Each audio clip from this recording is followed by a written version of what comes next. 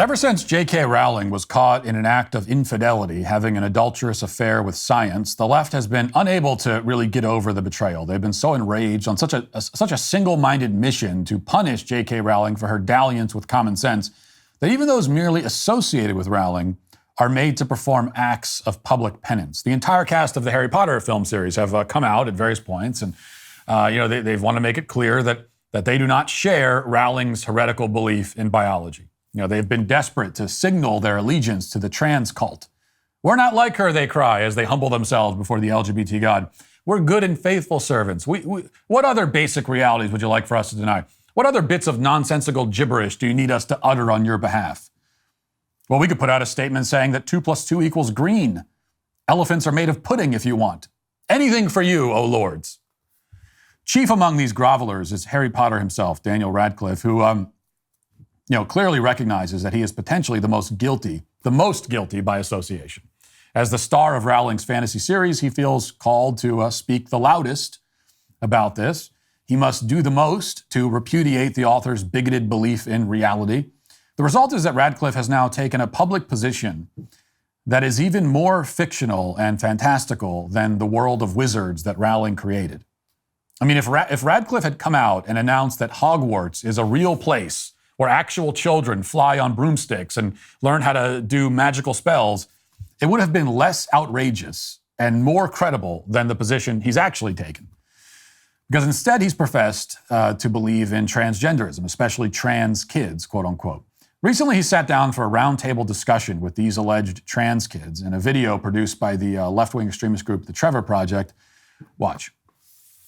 I learned from, out of the cradle that I am, that I was a boy. I should like blue. I should like sports. I should be manly. I should like superheroes, yeah? And I never associated myself with those things. And we are told that we're not old enough to know this yet. I'm only 11 years old. How do I know I'm a girl? And I need more time to think about this. He doesn't like blue, sports, or superheroes. That's how we know he's a girl. It's not how he decided that he's a girl. I mean, he's a child. He didn't decide anything. Rather, it's how the adults in his life decided for him. So we see once again how the only people rigidly enforcing so-called gender roles are the gender ideologues themselves. They are such believers in gender roles. They so firmly insist that boys must like boy things, quote unquote, that any boy who doesn't like those things is labeled a girl by them. This is gender role reinforcement taken to grotesque extremes. It's something that the most avid right-wing believer in gender roles never would have even considered. I myself believe in gender roles. That is, I believe that there are certain roles, certain attitudes and behaviors that society should expect from a person based on their sex. I believe that. That doesn't mean that someone who rejects those roles isn't a member of the sex anymore. Also, when I talk about gender roles, I mean like more important things, like we should teach boys how to be protectors and providers, that kind of gender role. I couldn't care less if they like superheroes or the color blue. Who gives a damn about that? So the gender ideologue not only ruthlessly and violently enforces gender roles, but enforces specifically the most superfluous and meaningless ones. By the way, I know something about boys who don't care about sports or superheroes. I'm raising 2 of them right now. Both of my older sons are only, nominally interested in superheroes, and neither of them have shown any great interest in sports, aside from, shooting hoops out in the driveway on occasion. But my 9-year-old son prefers to build forts in the woods. That's what he likes to do. My 6-year-old prefers to follow his older brother around and annoy him with whatever he's doing. That's basically his hobby right now. What's the significance of their lack of interest in sports and superheroes? There is no significance. It doesn't matter. Okay? I mean, I'm as conservative as you can get when it comes to these issues, right? And I embrace that. Like I said, I embrace the fact that we don't want gender roles. I fully embrace gender roles. I think they're a good thing. But even with my own sons, I'm not like, well, you need sit down and watch Batman. You have to like Batman. You're a boy. I don't do that. Nobody does that. Okay? Nobody cares that much about it. There are many ways to be a boy. This is the truly accepting view of the matter. So it's the left who declares that there is only one way, and any boy who exists in any other way is kicked out of the boy club. Let's continue.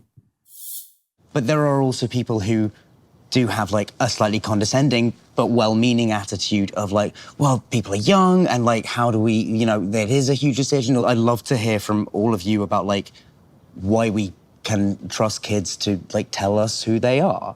Well, I just feel like, well, me and you kind of share like a similar story. I transitioned like super young. I came out to my mom and, well, not telling her I was trans, but told her that I was a girl at the age of 6. It's been like years. Like what I've lived female more than I've ever lived male. So like I just feel like it's just living proof that I obviously knew who I was, just like everyone else does. I don't understand why I can't just decide that I'm a girl. If it's a big decision to decide I'm a girl, it's a big decision to decide I'm a boy. Right. It's the same thing. There's no age. You don't have to be 18 to decide that, oh, I am who I am. I think we don't give children enough credit for coming into this world and having a sense of purity and understanding for themselves. Like, I definitely had that at a very young age, and I tried to express that a lot, but I grew up in like a very stereotypically Christian family. Okay. So like me telling my mom any type of me being different was like, oh my God, like literally she called my grandma and they prayed over me. I was like 7. I was like intense. 7. And like at that very moment, like it was very like fearful, like fear striking. But like at the same time, if we're going to be able to like have relationships and be authentic with each other, this is something that I need you all to get, you know? Yeah, but I would love to hear from you also about just like, as I said, like I always knew I was a boy because it was just a thing that I grew up knowing. Yeah. Yeah. So everything that these kids are saying is nonsense. It's gibberish. One of the kids says that the fact that he announced his fictional female identity when he was 6 somehow proves that it's legitimate. But I believed this when I was 6 is not a convincing defense for literally any proposition. 6-year-olds believe lots of things about the world and themselves that are not so. This is one of the hallmarks of early childhood. It also has been one of the most, had been one of the most charming and joyful things about childhood, the fact that kids are so innocent and oblivious. But the left has exploited this innocence in the most insidious kind of way. The other boy says that choosing to transition into a girl isn't a big decision any more than it would be a big decision to choose to remain a boy. But that's like saying that a 9-year-old choosing to be a commercial airline pilot isn't any more of a big decision than choosing to not be a commercial airline pilot. Just because one decision is big doesn't mean that the reverse of that decision is also big. Of course, my analogy doesn't totally work because it is at least technically possible for a 9-year-old to pilot a plane. It's not a good idea, but it's possible. It's not possible for a 9-year-old or for anyone of any age to become the opposite sex. So again, this is all nonsensical, but I don't judge these children, obviously, or feel any, contempt towards them. They're abuse victims. They've been brainwashed. They've been led down a path, and they've been made to believe that it's a path they chose. And now they are offering retroactive justifications for this path that was actually chosen for them. And they're not justifications that they came up with, but rather they are talking points that they were given and that they were told to repeat on occasions like this. So I have an immense amount of sympathy for these kids.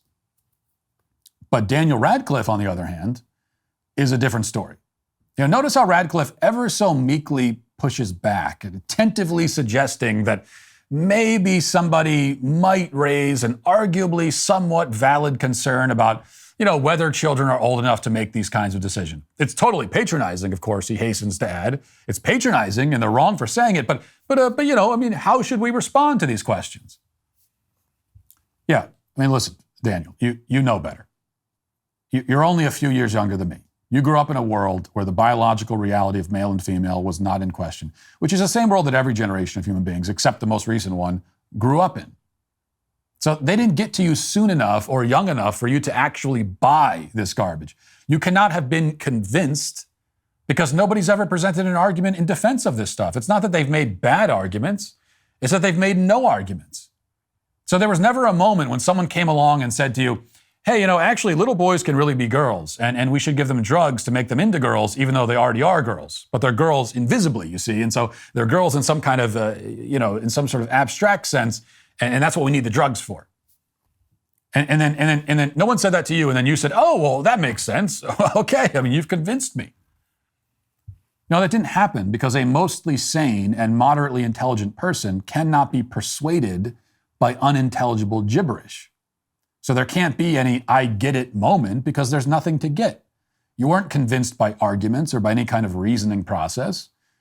You were instead, like most other adults on the left, convinced in the same way that, a shop owner in the 1940s would have been convinced to accept the protection of the mob.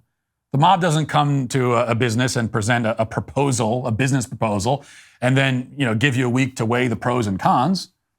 They extract your compliance through threat and force. And that is exactly how the LGBT mob operates.